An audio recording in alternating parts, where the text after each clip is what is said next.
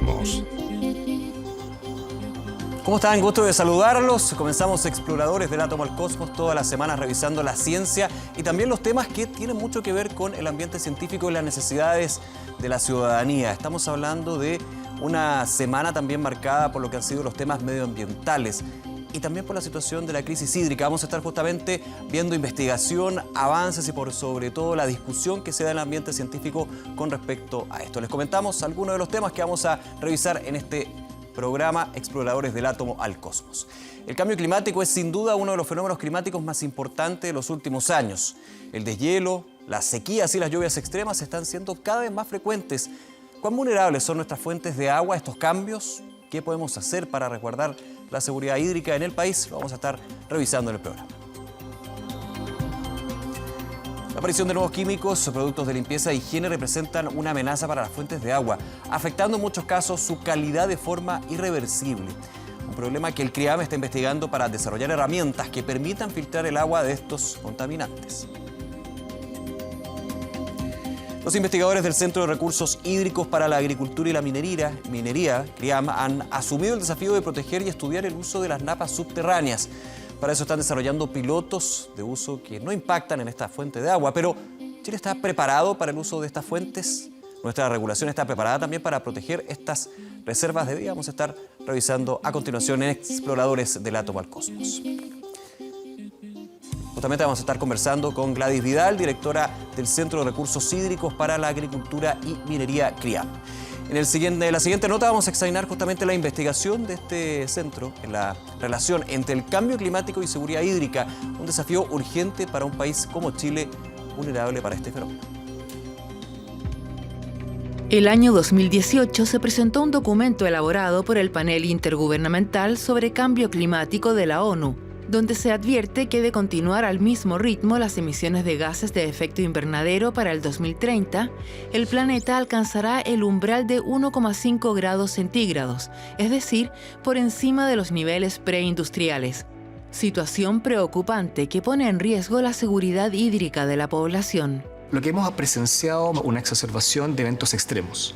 La frecuencia de estos se ha ido acelerando y eso en el fondo es lo que hemos llamado cambio climático. Pueden que ya hayan llegado y ya estén ocurriendo y que sea difícil volver al punto anterior porque todavía no logramos entender bien si estos cambios pueden ser reversibles o no y lo más probable es que ya no lo sean.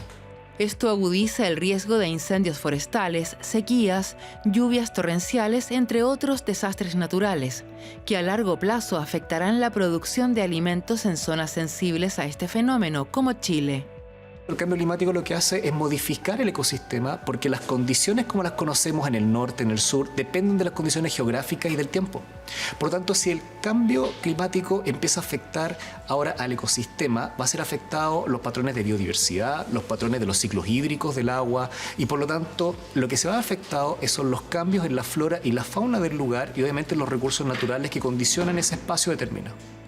Estudiar el pasado puede ayudarnos a comprender los cambios ambientales del futuro, a través del estudio de registros sedimentarios lacustres, es decir, materiales almacenados en el fondo del lago. El investigador del CRIAM, Roberto Urrutia, dilucida las temperaturas y precipitaciones de años anteriores, creando una línea temporal para entender la ocurrencia de fenómenos climáticos. El problema que tiene Chile y como muchos países subdesarrollados es la falta de información histórica. Entonces los lagos, los sedimentos lacustres, los registros sedimentarios nos permiten generar esta información que no fue medida al momento de estar produciéndose. Podemos obtener datos de la temperatura pasada, de la precipitación pasada, de cómo era la vegetación en la cuenca antes de que fuera intervenida y también de cómo era el lago, cuáles eran las características de los organismos que estaban presentes antes de que los lagos fueran modificados por la acción del hombre. Información que permitiría crear políticas que mitiguen los impactos del cambio climático y resguarde la seguridad hídrica, entendida como la capacidad de contar con agua en cantidad y de calidad para el consumo y las actividades de la población en el futuro. Los registros sedimentarios nos permiten obtener información pasada para mejorar la predictibilidad de los modelos climáticos. Entonces, de esta forma podemos, prediciendo cómo fueron las condiciones pasadas, poder pronosticar en el futuro cuál va a ser el impacto del cambio climático y cuál va a ser la disponibilidad de agua en la región y en todo el país. Si pensamos que nosotros tenemos que seguir desarrollando y la seguridad hídrica es poder entender los ciclos como tales y que no es solamente efecto cambio climático, sino también de pensar nuestro proceso productivo en que tiene que ser más eficiente y quizá usar menos de este recurso. Resguardar la seguridad hídrica de los efectos del cambio climático es un desafío país. Analizar y modificar los sistemas productivos actuales, con el objetivo de disminuir su huella hídrica, podría conservar la calidad y cantidad del bien más preciado para la vida, el agua. El agua, un temazo que vamos a poner aquí en la mesa de exploradores. Presentamos de inmediato a Gladys Vidal, directora del Centro de Recursos Hídricos para la Agricultura y la Minería CRIAM. Un centro que no solo se ha dedicado a trabajar problemas asociados a los recursos hídricos, sino que también han ido descubriendo y desarrollando soluciones de vanguardia ante la seguridad y calidad del agua. Gladys, un placer, bienvenida a Exploradores. Muchas gracias, un placer estar aquí. Primero, comentan un poquito sobre el centro, sobre CRIAM. ¿Cuántos años llevan y por qué nace también CRIAM con este tema del agua, que lo estábamos conversando fuera de cámara? Ahora, claramente, por una razón de necesidad, públicamente se ha hecho muy importante, muy relevante. Pero ustedes ya llevan varios años en este tema. Exactamente. Bueno, este centro nació el 2014. Esto fue una postulación a FONDAP de CONICYT. Tenemos el respaldo, por lo tanto, de los dineros chilenos. Y nos constituimos con 2 universidades más. Lidera la Universidad de Concepción, pero tenemos como universidades asociadas a la Universidad del Desarrollo y a la Universidad de la Frontera. Estamos constituidos en 4 clústeres. Uno de los grandes logros, creo que este proyecto nació en forma con investigadores interdisciplinarios. Clúster de recursos, clúster de demanda de agua, estarían los procesos, la necesidad de las personas. Un clúster que tiene que ver con tecnología y remediación ambiental. Y el último, que es un clúster de agua y sociedad, que yo quiero ejemplificar, es muy interdisciplinario porque allí, además, igual que los otros, hay biólogos, bioquímicos, ingenieros, sociólogos y también abogados. Entonces, lo que quiero ejemplificar con este clúster es que la interdisciplina es una manera de poder ver los recursos hídricos y buscar soluciones en que, evidentemente, los beneficiarios sea la sociedad, pero también que tengamos la mirada de los ecosistemas y las necesidades para la biodiversidad, el agua para la biodiversidad de los ecosistemas y para el desarrollo socioeconómico del país. Voy un poquito a la nota que presentábamos al comienzo del programa, los estudios hídricos. ¿Por qué son relevantes? Lo comentábamos también. Hablamos del agua, hablamos de la necesidad de usar de forma eficiente y de buena forma el agua, pero no nos damos cuenta que no conocemos dónde está y cómo ha estado también. Toda la historia que tiene que ver con el recurso hídrico en nuestro país nos puede dar también una mirada más de futuro para hacia dónde vamos a ir. Tenemos que ir, ¿cierto? Exactamente. Bueno, el hilo conductor, que es la interdisciplina en nuestro centro, es la seguridad hídrica, pero mirada desde la perspectiva interdisciplinaria. Todos sabemos y a veces nos olvidamos que tenemos un ciclo del agua. El ciclo del agua tiene ecosistemas superficiales, pero también subterráneos. Entonces, hasta el momento tenemos bastante estudiado, diría yo, todas las cuencas superficiales, los lagos, los océanos, el mar. Sabemos que es un tema muy importante, lo que se ve. Pero el agua subterránea parece que se nos olvidó, pero sin embargo la estamos usando porque tenemos agricultura, la agricultura es creciente y la pregunta es de dónde estamos sacando el agua. El problema es saber dónde está el agua, qué calidad tiene, y para ello es muy importante nosotros miramos la seguridad hídrica desde 2 perspectivas: de la cantidad de agua, eso quiere decir los volúmenes, lo que necesitamos, pero también la calidad. ¿Qué es importante la calidad? Puede sonar un poco rara la pregunta, pero evidentemente uno dice el agua ya de por sí tiene una buena calidad cuando es de consumo humano, cuando se usa para la agricultura. No es tan así, ¿cierto? No, no es tan así.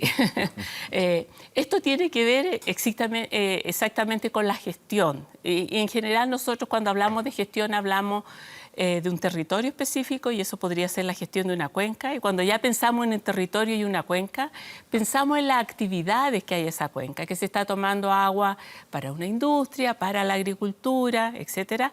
Pero también estamos tomando agua superficial, vamos a pensar, para, por ejemplo, una ciudad. Pensamos que el agua es de buena calidad, y lo es porque tenemos normativa en el país, es el agua que nos llega a la casa, pero hay que pensar que esa agua fue potabilizada. Hubo una empresa, ¿cierto?, la empresa sanitaria, que de alguna manera utilizó procesos productivos optimizados para poder tener esa agua de calidad. Pero la calidad es muy importante porque estamos teniendo cada vez menos caudal en estos ecosistemas de esta cuenca y podemos tener concentración de algunos compuestos que se están descargando. Por lo tanto, tenemos que mirar, ¿cierto?, bajo cambio climático, que los caudales están cambiando y por lo tanto la concentración de los compuestos, que de alguna manera corresponde a la calidad del agua, también va a cambiar. Y tenemos que proyectar una gestión de tal manera que conservemos la biodiversidad de ese ecosistema. Conservar nuestro ecosistema es clave, es la clave para tener agua de calidad para que la podamos beber. Vamos a seguir conociendo más de CRIAM, la investigación que llevan, y de hecho uno de los aportes son las mediciones, como comentábamos, de la calidad del agua del río Biobío, que han permitido crear una normativa para regular su calidad. Pero, ¿qué ocurre con los nuevos contaminantes, como por ejemplo productos de higiene y otros químicos? Se han dado varios casos. Y en el resto del país, ¿cuál es la calidad del agua que bebemos? Lo vemos en la siguiente nota. Nuestro futuro está determinado por las reservas de agua, bancos que contienen el bien más preciado para la vida, como napas subterráneas, que en muchos casos conservan un agua de calidad prístina. Pero, ¿dónde están? ¿Cómo las usamos? ¿Están protegidas? ¿Qué estamos haciendo por resguardarlas? Son algunas preguntas urgentes en el contexto del cambio climático que el Centro de Recursos Hídricos para la Agricultura y la Minería está comenzando a responder. Las aguas subterráneas, a diferencia de las aguas superficiales, se mueven pero muy despacio.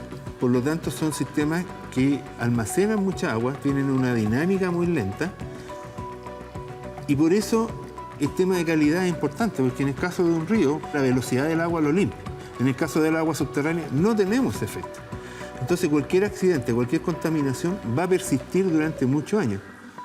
Una situación cada vez más preocupante en Chile. Un país con escasa regulación e investigación en napas subterráneas y recarga artificial de acuíferos. La regulación de las aguas subterráneas hoy día es una regulación atrasada, es una regulación poco ambiental, es una regulación llena de vacíos y es una regulación que no comprende que el agua es un bien común. ¿Qué es lo que es la recarga artificial? Es trabajar en lo que hace la naturaleza. O sea, aprovecharnos de las reglas básicas de la naturaleza y tratar de mejorar la capacidad de infiltración del suelo de forma tal que ingrese más agua a los acuíferos. Sabemos que prácticamente el 50% de la recarga viene de riego. Entonces podemos arriesgarnos a usar agua de riego o agua invernal para recargar los acuíferos usando las redes de canales, usando zanjas de infiltración o lagunas de infiltración. Un problema para los agricultores, que ven en la infiltración la pérdida de agua para regar sus cosechas en verano. Situación que está cambiando en la zona de Diguillín, con el desarrollo de investigación del CRIAM e implementación de tecnologías que concilian la disponibilidad del recurso hídrico para la agricultura y el relleno de acuíferos. A pesar de que hemos tenido años con 70% de precipitaciones normales o menos, hay pozos norias que no se han secado, hay agua potable rural que han mantenido agua y hay humedales que se han recuperado. Entonces, el beneficio del territorio, los beneficiados son los gente del territorio. En la actualidad, la regulación de recarga artificial de acuíferos permite que estas reservas de agua puedan ser rellenadas con aguas residuales, previamente tratadas, lo que deteriora de forma irreversible su calidad. Es urgente una normativa fuerte que considere el ciclo hidrológico en su totalidad para conservar estas fuentes de vida. No cabe duda que es un tema que debe ser prioridad nacional, proteger las aguas y sobre todo las aguas subterráneas. Recién las personas estamos valorando el agua. Y creo que esto es un problema grave porque el agua superficial o subterránea es el recurso del cual depende la vida. La vida no solo de las personas, sino que también la vida de los ecosistemas y también, por cierto, de todas las actividades productivas de las cuales depende el desarrollo económico de un país. Ahora, aquí hay un tema clave, Gladys, justamente cuando estamos con esta gran preocupación sobre la escasez hídrica. Porque, y ahí hago la pregunta, ¿nos estamos concentrando más en la cantidad de la disponibilidad de agua que en la calidad? y por qué es importante tener esas dos esferas de preocupación. Exactamente.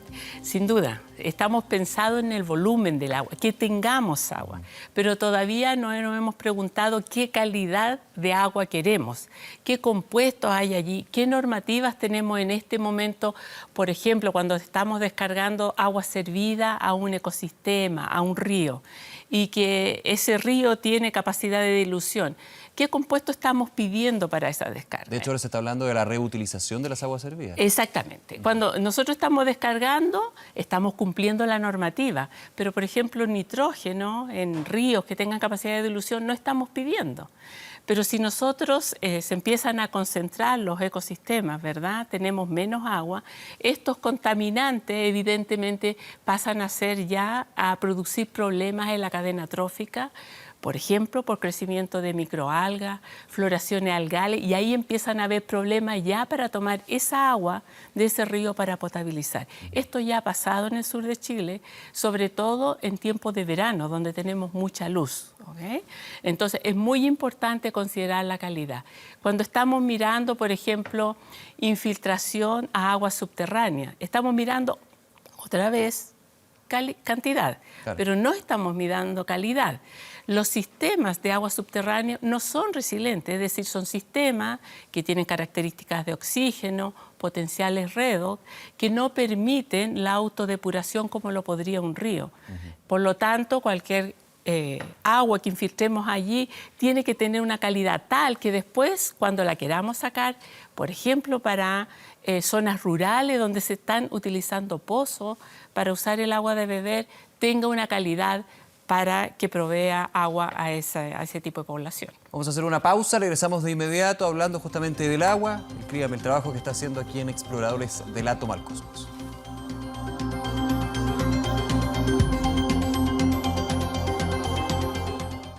En la última nota de hoy vamos a conocer sobre una de las reservas de agua más importantes del país, las napas subterráneas. Es un desafío en términos regulatorios y de uso que CRIAM se ha propuesto resolver. El agua es fundamental para el desarrollo de la naturaleza y la sociedad. En Chile, el acceso al agua potable está cubierto casi en su totalidad. Pero, ¿cuál es la calidad del agua que bebemos? ¿Qué contaminantes están presentes en este bien fundamental para la vida? En el CRIAM hemos venido defendiendo la opción de definir la calidad del agua en términos más ecológicos, porque el agua la obtenemos como una fuente desde los ecosistemas. Protegiendo la calidad ecológica del río, probablemente vamos a asegurar una buena calidad del agua para todos los usos que el hombre quiera derivar del río. Hoy día este río, el río Biobío, es uno de los pocos ríos en Chile que cuenta con una norma de calidad ambiental que se basó fundamentalmente en la información que nosotros hemos ido colectando a lo largo de los años para su protección, pero evidentemente estas normas no son suficientes para proteger lo que efectivamente queremos proteger. Uno de los problemas que nosotros hemos estado enfrentando en estos últimos años tiene que ver con la emergencia de nuevos problemas que amenazan la calidad del agua. Y estos problemas se refieren a productos químicos que estamos utilizando en forma bastante frecuente en nuestra vida diaria. Productos farmacéuticos, productos del cuidado personal, ¿no es cierto?, que finalmente van a terminar en estos ecosistemas y que se transforman en nuevas amenazas para su calidad. Contaminantes como los plaguicidas, sustancias que sirven para controlar y prevenir plagas, enfermedades y malezas que afectan los cultivos. Los plaguicidas en general son moléculas que el hombre ha diseñado con el fin de proteger cultivos, como son normalmente moléculas que no tienen afinidad con el agua, son lipofílicas en el fondo, no se disuelven. Y eso puede, por ejemplo, llegar a la superficie de la piel de los peces o depositarse en los sedimentos de los ríos o lagos. Ante esta situación, Cristina Díez, investigadora del CRIAM, está trabajando en una innovadora solución para evitar la contaminación del agua por plaguicidas, los lechos biológicos. Bueno, lo que nosotros proponemos acá en este proyecto, que ya lleva más de 4 años funcionando, es que los productos se manipulen cuando se están preparando para ir previo a ir a aplicarlos en el campo, se preparen sobre lo que nosotros denominamos lechos biológicos. La tecnología de lechos biológicos es una solución de bajo costo que permite justamente evitar el problema de la contaminación. Eso significa que si por cualquier razón hubiera un derrame accidental, una pérdida de líquido o la quiebra de algún depósito, eso pueda ser retenido dentro de lo que es la estructura de un lecho biológico. El sistema hídrico es un ciclo que si en algún momento se contamina, afecta a la calidad del agua en su conjunto. Velar por este preciado recurso natural con investigación y desarrollo de tecnologías sostenibles es un desafío que CRIAM ha enfrentado desde sus inicios, protegiendo la salud de la población y el bienestar del medio ambiente. Aquí seguimos con ese tema, Gladys, que es justamente mirar de dónde viene el agua. Y aquí las napas subterráneas, históricamente, especialmente para la agricultura, han sido claves. Pero nuevamente, no solamente cuánta agua hay, sino qué tipo de agua tenemos. Claro. Esto es muy relevante, sobre todo en las napas freáticas, porque no tienen capacidad de autodepurar. La infiltración que se hace muchas veces en suelo, a napas freáticas, el suelo tampoco es útil para poder depurar si es que esta agua que estamos infiltrando es contaminada. Por lo tanto, es importantísimo velar por la calidad. En las instancias que yo tengo entendido que hay mesas de trabajo para infiltración de agua y mirar cuál en estos momentos es la normativa que tenemos, que parece ser que tenemos que revisarla.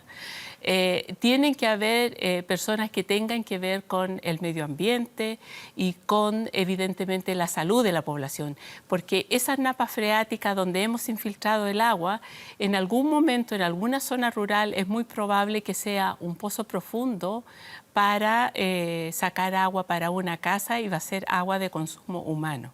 ¿Ya? Esa es la importancia de la napa freática.